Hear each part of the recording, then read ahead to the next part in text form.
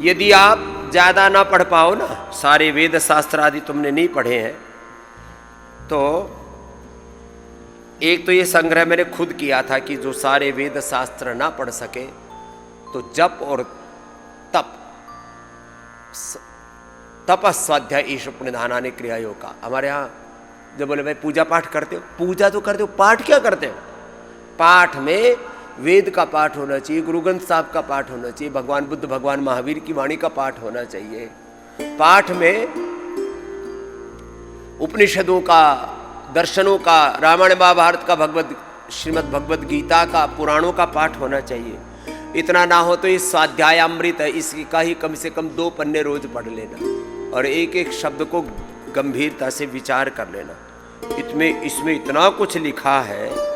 पहले वेद के मंत्र हैं, अग्निमीले पुरोहितम यज्ञस्य देहिवं मृत्युजम यदंगदाससे त्वग्ने भद्रम करिष्यसि उपत्वाग्नि अग्नि अस्मि जन्मना जात वेद उद्यानम ते पुरुषनावयानम जीवा तुम ते दक्षतातिम कृणोमि अपघ्नन्त्वा रावणः। ये सारे इंद्रम वर्धन्तो अप्तुरः कृण्वन्तो विश्वमार्यम्। कृतं मे दक्षिणे हस्ते उत्तिष्ठत उत्तिष्ठ ब्रह्मणस्पते देवान् यज्ञेन बोधयः यो जागारतं ऋचः कामयन्ते अहमेव स्वयं इदं वदामि। अब पढ़ तो लो थोड़ा, 1-2 पेज पढ़ लिए ना आपने, जीवन संवर जाएगा। ये इसलिए दिए, चारों वेदों का सार दे रखा है इसमें।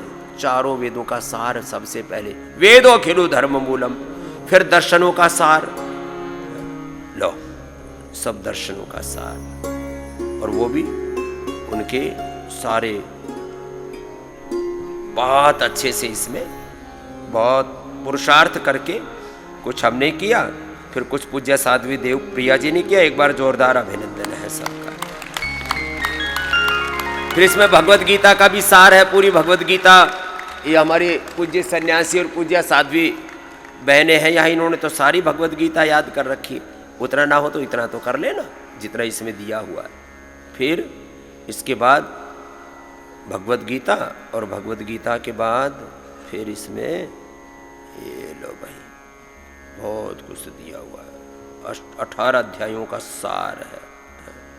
फिर चाणक्य नीति, विदुर नीति, और भर्तृहरि जी ने जो वैराग्य सत्कम आदि पूरा सारी नीतियों का सार दे दिया। फिर रामायण और महाभारत का सार दे दिया। लो वाल्मीकि रामायण और महाभारत का भी सार दे दिया। पूज्य गोविंद देव जी गिरी जी महाराज जी से मैंने बोला, मैंने कहा महाराज जी आप महाभारत की कथा करते हो, आप महाभारत का सार लिख दो, तो उन्होंने मदद कर दी। पूज्य महाराज जी का बहुत बहुत अभिनंदन है। पूज्य हमारे राजेंद्र दास जी महाराज जी से हमने कहा महाराज आप पुराण बहुत कथा करते हो, आप पुराण सार लिख दो। फिर नवदेव भक्ति इसमें लिख दिया। इतनी ये तो पढ़ लेना रोज, पढ़ने के लिए। और सनातन धर्म के सारे तत्व एक साथ, कि सनातन धर्म हम सनातनी है सनातनी है सब बोलते रहते हैं।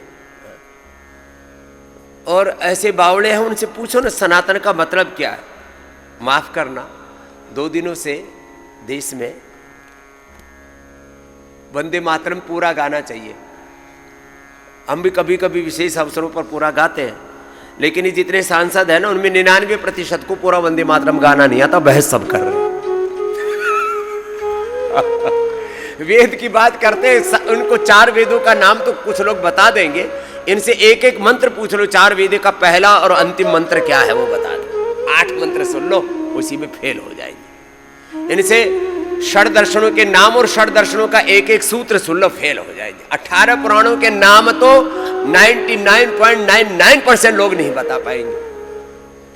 महाभारत में क्या लिखा है, रामायण में क्या लिखा है, ये एक सनातन संस्कृति के श्रेष्ठ जीवन मूल्य एक किताब पढ़ ली तो सारे सनातन धर्म का मूल बोध आपको हो जाएगा। इसके लिए बहुत पुरुषार्थ किया पूज्य साध्वी देवप्रिया दीदी ने। और कल ही हम सभी बैठे हुए थे, हम चर्चा कर रहे थे कि मैंने कहा इतना भी सब बच्चे पढ़ लें तो कम से कम उनको ये पता हो जाए कि सनातन का मतलब क्या होता है।